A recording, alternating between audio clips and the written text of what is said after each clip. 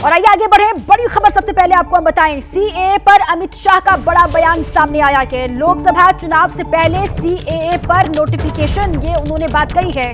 CAA लागू करने का नोटिफिकेशन जारी होगा, इस बात का जिक्र उन्होंने किया। सीएए से किसी की नागरिकता नहीं छीनी जाएगी, इस बात का आश्वासन वो एक बार फिर से दे रहे हैं। समान देखिए, यह कानून को लेकर, समान नागरिक संहिता कानून को लेकर ये बयान दिया है उन्होंने। कहा है कि सीएए पर अमित शाह ने जो बात कही उस पर ये साफ हो जाता है कि लोकसभा चुनाव से पहले सीएए पर नोटिफिकेशन जारी होगा। सीएए लागू करने का नोटिफिकेशन जल्द ही जारी होगा, इस बात का जिक्र किया। और साथ ही उन्होंने कहा कि सीएए जब लागू होगा तो किसी की नागरिकता इससे जाएगी नहीं, किसी की नागरिकता नहीं छीनी जाएगी, इस बात का जिक्र करते हुए केंद्रीय गृह मंत्री अमित शाह चुनाव और चुनाव से पहले सीएए लागू होगा, इस बात को दोहराया है केंद्रीय गृह मंत्री अमित शाह ने। उन्होंने कहा है कि इससे किसी की नागरिकता नहीं जाएगी, इस बात का जिक्र किया। और देखिए, सीएए को लेकर उन्होंने बात कही है। लोकसभा चुनाव से पहले केंद्रीय गृह मंत्री अमित शाह ने यह बड़ा बयान दिया है। उन्होंने कहा है कि लोकसभा चुनाव से पहले सीएए पर नोटिफिकेशन जारी होगा, इस बात का जिक्र उन्होंने किया। और साथ ही उन्होंने एक बार फिर से यह आश्वस्त किया कि जो लोग बार बार ये कहते हैं कि सीएए लागू होने से नागरिकता उनकी जाएगी, इस पर उन्होंने कहा कि किसी की भी नागरिकता सीएए के बाद नहीं जाएगी। इसको दोहराते हुए केंद्रीय गृह मंत्री अमित शाह एक बार फिर से लोकसभा चुनाव, लेकिन उससे पहले उन्होंने ये कहा है कि इस पर नोटिफिकेशन जारी होगा। बड़ी बात उनकी तरफ से जो कही गई है वो आपको हम बता रहे हैं। अमित शाह के सीएए पर दिए बयान के बाद शिवसेना यूबीटी की राज्यसभा सांसद प्रियंका चतुर्वेदी ने मोदी सरकार पर हमला बोला है। प्रियंका चतुर्वेदी ने आरोप लगाया कि ये राजनीतिक मंशा है। सुनवाते हैं। इस वक्त मेरे साथ मौजूद है प्रियंका चतुर्वेदी। प्रियंका जी, केंद्रीय गृह मंत्री का एक बयान सामने आया है जिसमें उन्होंने कहा है कि सीएए के जो रूल्स हैं वो जल्द ही, यानी लोकसभा चुनावों से पहले नोटिफाई हो जाएंगे। तो कितने साल बाद नोटिफाई कर रहे हैं? पास करने में और नोटिफाई करने में इतना समय क्यों लगा? वैसे ही जो भी नए क्रिमिनल प्रोसीजर और क्रिमिनल एक्ट बनाए हैं उसमें नोटिफिकेशन अब तक नहीं हुआ है। पास यहाँ से करवा दिए गए हैं, विदाउट ऑपोजिशन पास करा दिए गए हैं, क्योंकि ऑपोजिशन को सस्पेंड कर दिया है। तो मेरे मन में तो एक प्रश्न उठता है, और मैं मानती हूँ हर नागरिक के प्रश्न उठना चाहिए जो वोट करने जाएगा, कि अगर इन्होंने ऑलरेडी डिक्लेयर कर लिया 370 पार होना है और एनडीए को 470 पार होना है, तो उनको इतने सारे हथकंडे क्यों अपनाने की जरूरत है? कि white paper on Indian economy, जहाँ पे 2004 और 14 की बात कर रहे हैं, फिर आप भगवान श्री राम मंदिर को भी पार्लियामेंट का विषय बना रहे हैं, और अब आप सीएए नोटिफिकेशन की बात करें। क्लियरली समझ में आ रहा है, उनको पता है कि ऑन ग्राउंड परिस्थिति उनके लिए पॉजिटिव नहीं है, इसलिए जो भी मापदंड अपना सकते हैं, दूसरे पक्षों को अपने पक्ष में ले रहे हैं, वो कर रहे हैं। लेकिन सीएए के रूल्स को लेकर के लगातार यही जो है विपक्ष की तरफ से कहा जा रहा था कि 2019 में जो है कानून पास हो गया, रूल्स क्यों नहीं लागू हो रहा? तो अब तो जो लागू होने की बात, जब दूसरा टर्म शुरू हुआ तब पास किया, जब खत्म होने जा रहे हैं और सत्ता से निकलने वाले हैं तब नोटिफिकेशन ला रहे हैं। जब तक नोटिफिकेशन आता नहीं है तब तक मैं इस पर ज़्यादा बोलना नहीं चाहूँगी, पर दिखाता है कि 5 साल आपको लग गए नोटिफिकेशन लाने में, तो दिखा रहा है आपकी मंशा क्या है। राजनीतिक मंशा है, ना कि किसी तरीके की सही मायने में उस पॉलिसी को काम में लाने की। राजनीतिक मंशा है, क्योंकि कानून पास हुए लगभग जो है 4 साल का वक्त हो गया है और अब जो है उसको लेकर के रूल्स बनाने की बात हो रही है, कहना है प्रियंका चतुर्वेदी का। अंकित गुप्ता, एबीपी न्यूज़, दिल्ली। तो नागरिकता संशोधन कानून यानी कि सीएए पर जल्द ही नोटिफिकेशन जारी होगा, इस बात का जिक्र किया है गृह मंत्री अमित शाह ने। अब आइए आगे बढ़ते हैं। राज्यसभा में जयंत चौधरी के बोलने पर कांग्रेस की आपत्ति के बाद जयंत चौधरी ने बड़ा हमला बोला। एबीपी न्यूज से एक्सक्लूसिव बातचीत में उन्होंने दावा किया कि कांग्रेस की तरफ से जिस तरह के शब्दों का इस्तेमाल किया गया वो निश्चित तौर पर अपमान हुआ है। सम्मान पर राजनीति नहीं होनी चाहिए, इस बात का जिक्र उन्होंने किया। कांग्रेस ने अपमान किया। सुनवाते हैं। सर मौजूद हैं जयंत चौधरी। जयंत, आज आप जो है राज्यसभा में जब जो बोलने के लिए खड़े हुए, भारत रत्न का जिक्र हो रहा था, लेकिन कांग्रेस की तरफ से टिप्पणी की गई कि कैसे बोलने का मौका दिया जा सकता है। लेकिन हाथ उठा के कई मेंबरों ने कहा कि वहाँ जाओ जी। जो फैसला कोई एमपी नहीं ले सकता, वो चेयर का फैसला प्रेरोगेटिव है। कौन बोलेगा, किस विषय को वहाँ उठाया जाएगा, ये भी सभापति तय करेंगे। मैंने कल सभापति जी से दरख्वास्त अपनी रखी कि जब इतना बड़ा मौका है, चौधरी साहब को भारत रत्न दिया गया, कि मुझे 2-3 मिनट दिए जाए। अगर विपक्ष के लोग, कोई नेता खड़ा होकर ये कहता कि हम भी इस फैसले का स्वागत करते हैं और हमें भी अपनी बात रखने का मौका, अवसर मिले, 3 जो भारत रत्न दिए गए हैं 9 तारीख को, एक बड़ा सम्मान है देश का, तब शायद चेयर मना नहीं करते। लेकिन मेरी बात को जिस तरह से उन्होंने काटा, तो सभापति जी भी नाराज। उन्होंने कहा अपमान किया जा रहा है चौधरी साहब का। बिल्कुल, मैंने पहले भी एक इंटरव्यू में कहा, मैंने आज तक शायद आवाज़ उठा के किसी से बात नहीं की, किसी की तरफ इशारा नहीं किया इस तरह से। तो पर्सनल अटैक तो था, लेकिन ये वो अवसर नहीं है कि मैं अपने पर्सनल अटैक को इशू बनाऊं, मुद्दा बनाऊं। चौधरी चरण सिंह जी मुझसे बड़े हैं, वो एक छोटी दलगत राजनीति से ऊपर हैं, वो एक छोटे चुनाव के मसले से ऊपर हैं। ये बात सबको समझनी चाहिए। यहाँ पर जो कांग्रेस के नेता बाहर आ रहे हैं वो कह रहे हैं कि ये सौदेबाजी, अगर जो आप एनडीए का हिस्सा बनते हैं तो ये माना जाएगा कि भारत रत्न के लिए सौदेबाजी हुई है। भारत रत्न का जो सम्मान है कहीं किसी हिसाब से छोटा सम्मान नहीं है। सोच समझ के सरकार ने दिया, देश की जनता और हर वर्ग की भावनाओं के अनुरूप दिया है। गांव-गांव में खुशी का माहौल है, तो ये गलत कहाँ है? सौदेबाजी वो बता रहे हैं अगर आप एनडीए के साथ जाते हैं तो। देखिए, सौदेबाजी नहीं होती, वो शब्द का चयन ही गलत है। एक विश्वास बनता है तब फैसला लिया जाता है, राजनीतिक फैसले लिए जाते हैं, जनता की भावना के अनुरूप लिए जाते हैं। और पार्टियां गठबंधन करती हैं, गठबंधन पहली बार नहीं हो रहा, पहली बार नहीं बिगड़ रहा, पार्टी सब साथ मिलके काम करती है। ये अंदर जो भी हो, बाहर जाकर भी सभी नेताओं में आपस में इतना सम्मान है कि सब लोग साथ मिलकर काम करते हैं। आखिरी सवाल पूछ ये तो बहुत घटिया बात है कि अगर मैं यहाँ गठबंधन कर रहा हूँ तो इसके ये पुरस्कार भारत का रत्न मिल रहा है। बस एक आखिरी सवाल, तो इसका मतलब क्या माना जाए? आप एनडीए का हिस्सा बनने जा रहे हैं, क्योंकि अखिलेश यादव के साथ तो सीट एलोकेशन भी फाइनल हो गया था, अनाउंस हो गया था, तो क्या फाइनल नहीं हुआ था जी? जो सीटों की संख्या घोषित हुई थी उसमें अधिकांश सीटों पे अनिश्चित ही रहा था और वो चीज़ें तय नहीं हुई। आप एनडीए का हिस्सा बनने जा रहे हैं, सीधा सवाल वही मैं जो आपसे पूछ रहा था। जब वो प्रक्रिया पूरी हो जाएगी और घोषणा तय होगी कि किस तारीख पे हम लोगों को पूरा अपना प्लान उजागर करना है, रणनीति जनता और देश के सामने। जो आपने सदन के अंदर कहा कि प्रधानमंत्री नरेंद्र मोदी चौधरी साहब की नीतियों को आगे बढ़ा रहे हैं, विचारों को आगे बढ़ा रहे हैं, आप उसी के साथ में हैं? आप जो आपने मैंने ये कहा कि चौधरी साहब भी बड़े नेताओं से, जो देश के बड़े चेहरे हैं, महान हस्तियाँ थी, उनके नेतृत्व में भी और चौधरी साहब के नेतृत्व में भी वही गुण थे जी। उसी हिसाब से इन कंटिन्यूएशन 10 साल का जो अनुभव है, कई अच्छे काम सरकार ने किए। और मैंने ये कहा कि मैं तो विपक्ष में रहा हूँ 10 साल जी, बिल्कुल, तब भी मैंने इस बात को महसूस किया। और आज जब प्रधानमंत्री चौधरी साहब को भारत रत्न दे रहे हैं, उनके निधन के 37 साल बाद उन्होंने इतना उनको वजन दिया और उनको एहसास है, तो उस भावना को भी तो हमें समझना चाहिए। पहले भी तो दिया जा सकता था, क्यों नहीं दिया गया? बिल्कुल, पहले भी दिया जा सकता था, क्यों नहीं दिया गया? कांग्रेस की तरफ से जो आरोप लगाए जा रहे हैं उनका खुलकर जवाब दे रहे हैं जयंत चौधरी, और इशारों में उन्होंने ये ज़रूर कह दिया है कि जब सही वक्त होगा, सही तारीख होगी, सब कुछ जो है फाइनल हो जाएगा, तो इस बात का आधिकारिक ऐलान भी किया जाएगा। तो उन्होंने भले ही ये खुलकर ना कहा हो कि हाँ एनडीए का हिस्सा बनने जा रहा हूँ, लेकिन इशारों में उसकी पुष्टि तो ज़रूर कर दी। अंकित गुप्ता, एबीपी न्यूज़, दिल्ली। तो भारत रत्न को लेकर संसद में संग्राम है। राज्यसभा में आज जयंत चौधरी के बोलने पर कांग्रेस ने आपत्ति उठाई। अब सीधे आपको लिए चलते हैं, कार्यवाही चल रही है और क्या कुछ कह रहे हैं ओवैसी सुनिए। सबसे बड़ा सिविलियन अवार्ड दे दिया, सबसे बड़ा सिविलियन अवार्ड दे दिया। तो ये बताता है कि इंसाफ जिंदा है या जुल्म को बरकरार रखा जा रहा है। तीसरी बात यह है कि सर, इस ऐवान में सियासी पार्टियां आएंगी, चले जाएंगी। आप आए, मैं आया, हम भी चले जाएंगे। मैं जमीन की गिजा बन जाऊंगा, ये ऐवान तो बाकी रहेगा। मगर सर, मैं ताजुब कर रहा हूं कि लोकसभा मुख्तलिफ आवाजों में कैसे बोल सकता है। लोकसभा तो एक ही आवाज में बोलना चाहिए, और लोकसभा भी भारत के संविधान आइन के बेसिक स्ट्रक्चर का ताबे है। और सर, ये इसलिए कह रहा हूं कि 16 दिसंबर को ये ले कर देता हूं, 16 दिसंबर 1992 को इसी लोकसभा ने एक रेजोल्यूशन पास किया था। आप इजाजत दीजिए तो मैं पढ़ता हूं सर। दिस हाउस, अच्छा ये गुलाम नबी उस वक्त के मिनिस्टर थे, आज नहीं है, उनका नाम नहीं लेना चाह रहा था। This house strongly and unequivocally condemns the desecration and demolition of the Babri Masjid at Ayodhya by and at the instigation of forces represented among others by VHP, RSS and the Bajrang Dal, which has caused communal violence in the country. Such act of vandalism was carried out not only in violation of order of Supreme Court, but amounted to an attack on the secular foundations of our country.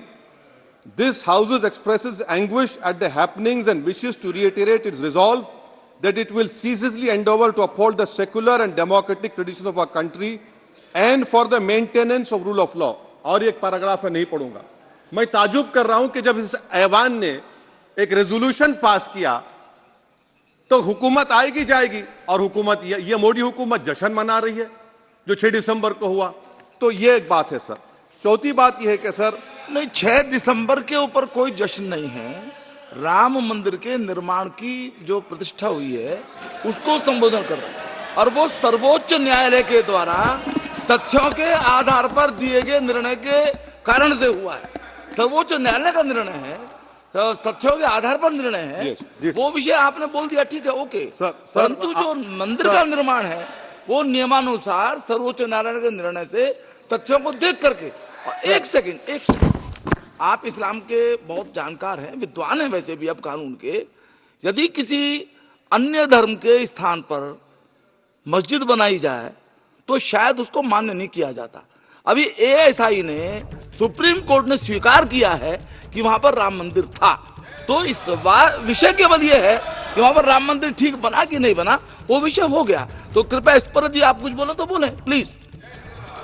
Sir मैं आपको गलत साबित कर दूंगा sir. और मैंने रुक तो जाइए बड़ी इज्जत के साथ सर, मैं आपकी बड़ी इज्जत करता हूं सर। आपको मैं कोट कर रहा हूं सुप्रीम कोर्ट का जजमेंट, पैराग्राफ 1222 रोमन 17, उसमें लिखा गया है the destruction of the mosque took place in breach of the order status को and the assurance given to this court, the destruction of the mosque and obliteration of Islamic structure was an egregious violation of the rule of law. Egregious का मतलब जो छोटी मोटी अंग्रेजी में आती है वो क्रिमिनल एक्ट कहा। और सर आपने कहा था कि वहां पर मंदिर को तोड़कर बनाया गया। सर मैं आपके सामने ये तमाम चीजें लेकर दूंगा, सुप्रीम कोर्ट के जजमेंट के पैराग्राफ्स हैं जिसमें सुप्रीम कोर्ट ने एएसआई की रिपोर्ट को नकारा। उन्होंने कहा कि मंदिर को तोड़कर मस्जिद नहीं बनाई गई थी। सुप्रीम कोर्ट ने कहा, सुप्रीम कोर्ट ने कहा। अब और मैं रख दूंगा, आप पढ़ लीजिए। अच्छा सर, मैं अपनी तकरीर पर आ जाता हूं सर। तो मैं अपनी बात कर देता हूं सर। तो मैं ये पूछना चाह रहा हूं कि क्या मोदी सरकार एक समुदाय, एक मजहब की सरकार है या पूरे देश के मजाहिब को मानने वालों की सरकार है? जिसको नहीं मानते उनकी सरकार है, हमको बता दीजिए। क्या मोदी सरकार सिर्फ एक फिक्र और नजरिया हिंदुत्व की सरकार है? क्या इस देश का, इस गवर्नमेंट ऑफ इंडिया का कोई मजहब है? इस वतन अजीज सबके मजहब को मानता है। सर मेरा मानना है कि इस देश का कोई मजहब नहीं है। क्या ये सरकार 22 जनवरी का पैगाम देकर यह बताना चाहती है कि एक मजहब को दूसरे मजहब के मानने वालों पर गलबा और कामयाबी मिली? क्या आइन इसकी इजाजत देता है? क्या ये पैगाम आप जब ऐवान से दे रहे हैं तो 17 करोड़ मुसलमानों को आप क्या पैगाम दे रहे हैं, ये मैं आप पर छोड़ता हूं। सर 49 में धोखा हुआ, 86 में धोखा हुआ, 92 में धोखा हुआ, 2019 और 22 में भी इस ऐवान के जरिए हमको धोखा दिया जा रहा है। और अफसोस के साथ कहना पड़ता है सर कि मुस्लिम अक़लियत को हमेशा यह कहा गया कि तुमको भारत के शहरी बरकरार रहने के लिए एक बहुत बड़ी कीमत तुमको चुकानी पड़ेगी, और हम पर इल्जाम लगा दिया गया। सर क्या मैं बाबर का स्पोक्स पर्सन हूं? क्या मैं जिना का स्पोक्स पर्सन हूं? क्या मैं औरंगजेब का स्पोक्स पर्सन हूं? बताइए सर, आखिर मैं कहां तक आप मुझे लेकर जाएंगे? दूसरी बात यह है सर, दूसरी बात यह है कि फिर 6 दिसंबर के बाद देश में फसाद हुआ, नौजवानों को टाडा में डाला गया जो बूढ़े होकर निकले। यकीनन आपकी सरकार नहीं थी, आपकी सरकार नहीं थी। अच्छा, बल्कि मैं तो मर्यादा पुरुषोत्तम राम की इज्जत करता हूं, मगर मैं नाथूराम गोडसे से नफरत करता हूं। मेरी नस्लें नफरत करती रहेंगी, क्योंकि नाथूराम गोडसे ने उस शख्स को गोली मारी जिसके जबान से आखिरी लफ्ज निकले हे राम। सर, छठी बात यह है कि 87 में मलियाना हाशिमपुरा हुआ, 83 में नेल्ली हुआ, 44 में जम्मू में नस्ल कशी हुई, 2022 में हल्दीवानी में कत्ल हुआ। इतने धोखे सबसे बड़े किसको दिए गए? असदुद्दीन ओवैसी को दिए गए। मगर फिर भी मुझसे ही कहा जाता है कि वफादारी को तुम साबित करो अपनी। तो राम मंदिर पर धन्यवाद प्रस्ताव को लेकर लोकसभा में इस वक्त बहस, और वहीं से आप AIMIM सांसद असदुद्दीन ओवैसी को सुन रहे थे। उसमें मुझे मेरे विचार रखने के लिए आपने मौका दिया, इसलिए हृदय से मैं आपका धन्यवाद करना चाहता हूं। मान्यवर, मैं देश की 140 करोड़ की जनता की ओर से भी आसन का, स्पीकर साहब का धन्यवाद करना चाहता हूं, क्योंकि ये जो सदन है वो नियम से तो चलता ही है।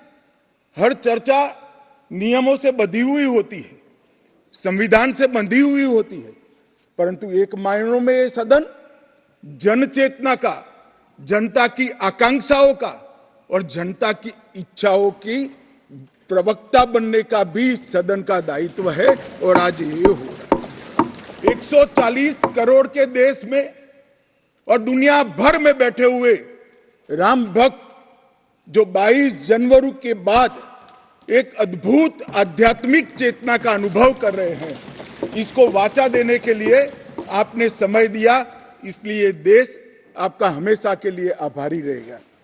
मान्यवर, मैंने आज किसी का जवाब नहीं देना है। आज मैं मेरे मन की बात और देश की जनता की आवाज को इस सदन के सामने रखना चाहता हूं, जो सालों से कोर्ट के कागजों में दबी हुई थी।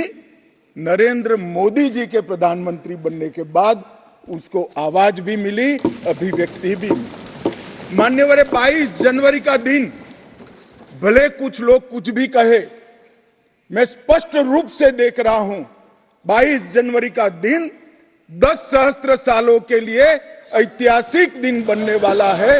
ये सबको समझकर चलना चाहिए। मान्यवर, जो इतिहास को पहचानते नहीं, ऐतिहासिक पलों को पहचानते नहीं, वो अपने अस्तित्व को, अपने वजूद को कहीं ना कहीं खो देते हैं। मैं आज फिर से एक बार कहने वाला हूं मान्यवर कि 22 जनवरी का दिन 10 सहस्त्र से भी अधिक सालों तक इस देश का ऐतिहासिक दिन है। मान्यवर, 22 जनवरी का दिन 1528 से शुरू हुई एक संघर्ष और अन्याय के सामने लड़ाई का, एक आंदोलन के अंत का दिन है। 1528 से चली हुई ये न्याय की लड़ाई यहां पर समाप्त। मान्यवर, 22 जनवरी का दिन करोड़ों भक्तों के आशा, आकांक्षा और सिद्धि का दिन है। उनकी आज आशा आकांक्षाएं सिद्ध हुई है। मान्यवर, 22 जनवरी का दिन भारत की, समग्र भारत की, मैं चाहूंगा कि समग्र भारत पर पूरा सदन गौर करे। 22 जनवरी का दिन समग्र भारत की आध्यात्मिक चेतना के पुनः जागरण का दिन आज इतिहास में बन चुका है। मान्यवर, 22 जनवरी का दिन महान भारत की यात्रा की शुरुआत का दिन है। 22 जनवरी के दिन मां भारती को विश्व गुरु के मार्ग पर ले जाने को प्रशस्त करने वाला दिन मान्यवर बनने वाला है। मान्यवर, ये देश की कल्पना राम और रामचरित्र के बगैर कर ही नहीं सकती। जो इस देश को पहचानना चाहते हैं, जानना चाहते हैं, जीना चाहते हैं, राम और रामचरित मानस के बगैर वो जी ही नहीं सकते। राम का चरित्र और राम ये देश के जनमानस का प्राण है। ये सबको समझना चाहिए, सबको स्वीकारना चाहिए। और इसीलिए मान्यवर, हमारे संविधान की पहली प्रत से लेकर महात्मा गांधी के आदर्श राज्य की कल्पना को राम राज का नाम लिया गया। संविधान में भी राम दरबार को स्थान दिया गया। मान्यवर, जो लोग राम के अलावे भारत की कल्पना करते हैं वो भारत को नहीं जानते, वो हमारे गुलामी के काल का प्रतिनिधित्व करते हैं। मान्यवर, राम व्यक्ति नहीं है, राम प्रतीक है।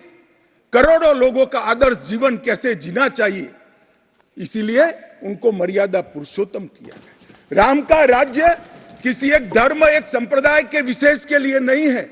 राम का राज्य, आदर्श राज्य कैसा होना चाहिए, इसका प्रतीक न केवल भारत, समग्र दुनिया के देशों के लिए बना हुआ है मान्यवर। और इसलिए मैं मानता हूं कि राम और राम के चरित्र को फिर से प्रस्तावित करने का काम 22 जनवरी को हुआ है, मोदी जी के हाथ से हुआ है।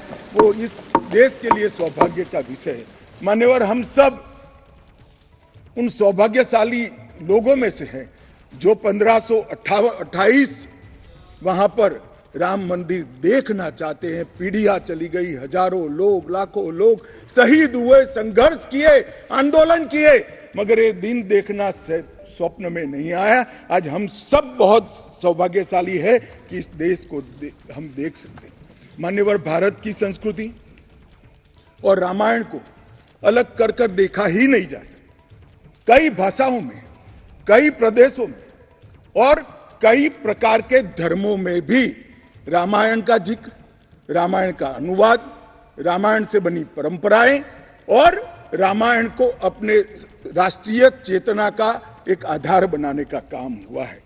कई सारे रामायणों का उल्लेख है। संस्कृत में वाल्मीकि रामायण, आध्यात्म रामायण, आनंद रामायण, अवधी में रामचरितमानस, ओडिया में 13 प्रकार के रामायण, तेलुगु में रंगनाथ रामायण, रघुनाथ रामायण, कन्नड़ में कुमुदेंदु रामायण, तोरवे रामायण, बतलेश्वर रामायण, असमिया में कथा रामायण, सप्तकांड रामायण और शंकरदेव ने भी वरगीत के अंदर रामायण का वर्णन किया। बंगला में भी रामायण मिलेगा, कश्मीर में भी राम अवतार चरित मिलेगा, बौद्ध परंपराओं में भी हनुमान जातक में रामायण का जिक्र मिलेगा, मैथिली में भी रामायण है, पंजाबी में गोविंद रामायण है। इतना ही नहीं, ओवैसी साहब चले गए, मुल्ला मसीही ने भी रामायण मसीही लिखकर सबके लिए इस आदर्श को प्रस्तावित किया है। कई सारे देशों में भी रामायण को स्वीकारा है और एक आदर्श ग्रंथ के रूप में प्रस्तावित किया है। विदेशों में नेपाल, जावा, इंडोनेशिया, कंबोडिया, तिब्बत, ये सभी देश भाषाओं में रामायण का अनुवाद भी हुआ है और उससे प्रेरणा भी ली जाती है। हमारे यहाँ आदिवासी जीवन भी एक प्रकार से अलग संस्कृति से, अलग परंपराओं से रचा बचा। उरांव में, बोडो में, संथाल में, संकाल में, बिरहोर में और छोटा नागपुर में सभी जगह स्थानीय भाषाओं में रामायण का अनुवाद भी हुआ और रामायण के आधार पर अपने जीवन को, आदर्श को बनाने का काम भी हुआ। मान्यवर, राम और रामायण से अलग इस देश की कल्पना हो ही नहीं सकती। मान्यवर, ये जो राष्ट्र की इच्छा की परिपूर्ति सम्माननीय मोदी जी के हाथ से 22 जनवरी को अभिजीत मुहूर्त में हुई है। ये लड़ाई 1528 से लड़ी जा रही है। दशकों तक ये लड़ाई चली मान्यवर, दशकों तक लड़ाई चली। लगभग 1858 से कानूनी लड़ाई चल रही है। जब से अंग्रेजों का शासन था, 330 साल के बाद कानूनी लड़ाई का आज अंत आया है और रामलला अपने गर्भगृह के अंदर विराजमान हुए हैं। मान्यवर, 330 साल के बाद और 1528 से एक लंबा जो आंदोलन चला उसकी समाप्ति हुई है और देश की आध्यात्मिक चेतना की जागृति हुई है। मान्यवर, मैं इतना ही कहना चाहता हूं, ये आंदोलन से अनिभित होकर कोई इस देश के इतिहास को पढ़ ही नहीं सकता। आज से नहीं, 1528 से हर पीढ़ी ने इस आंदोलन को किसी न किसी स्वरूप से वाचा दी और ये मामला लंबे समय तक अटका रहा, भटका रहा, लटकता रहा। आज मोदी जी के समय में ही इसको परवान चढ़ना था, ये स्वप्न को सिद्ध होना था और आज देश स्वप्न सिद्ध होता हुआ दिखा है। मान्यवर, राम जन्मभूमि का जो इतिहास है ये बहुत लंबा है। अनेक राजाओं, संतों, निहंगों, अलग अलग संगठनों और कानून विशेषज्ञों ने ये लड़ाई में योगदान दिया है। मैं आज ये 1528 से 22 जनवरी 2024 तक की संपूर्ण कानूनी और युद्धों की और आंदोलनों की लड़ाई को, ये सभी योद्धाओं को बहुत विनम्रता से स्मरण करना चाहता हूं। और उनकी लड़ाई जब आज समाप्त हुई है तब मुझे विश्वास है मान्यवर, वो जहां भी होंगे बड़ी आनंद की अनुभूति करते होंगे, अपनी श्रद्धा को चरितार्थ करने की अनुभूति करते होंगे। गिलहरी के समान कई लोगों ने अपना योगदान दिया और मान्यवर, ये राम सेतु जो बनना था 1528 से 22 जनवरी 2024 तक का, ये सेतु का भूमि पूजन भी नरेंद्र मोदी जी ने किया और प्राण प्रतिष्ठा भी नरेंद्र मोदी जी के। मान्यवर, 1990 में जब ये आंदोलन ने गति पकड़ी, उसके पहले से ही भारतीय जनता पार्टी का ये देश की जनता को वादा था। हमने पालमपुर कार्यकारिणी के अंदर हमने एक प्रस्ताव पारित कर कहा था कि राम मंदिर का निर्माण, इसको कोई एक धर्म के साथ नहीं जोड़ना चाहिए। ये देश की चेतना की पुनर्जागृति का आंदोलन है। इसलिए हम राम जन्मभूमि को मुक्त कराकर, कानूनी रूप से मुक्त कराकर वहां पर राम मंदिर की स्थापना करेंगे। तो लोकसभा से गृह मंत्री अमित शाह को आप सुन रहे थे। उन्होंने राम मंदिर पर धन्यवाद प्रस्ताव जो लाया गया है उस पर अपनी बात रख रहे हैं और साथ ही उन्होंने ये कहा कि भगवान राम के बिना भारत की कल्पना नहीं कर सकते हैं और साथ ही 22 तारीख का दिन सिद्धि का दिन रहा और तमाम करोड़ों आकांक्षाओं को पूरा करने का दिन रहा।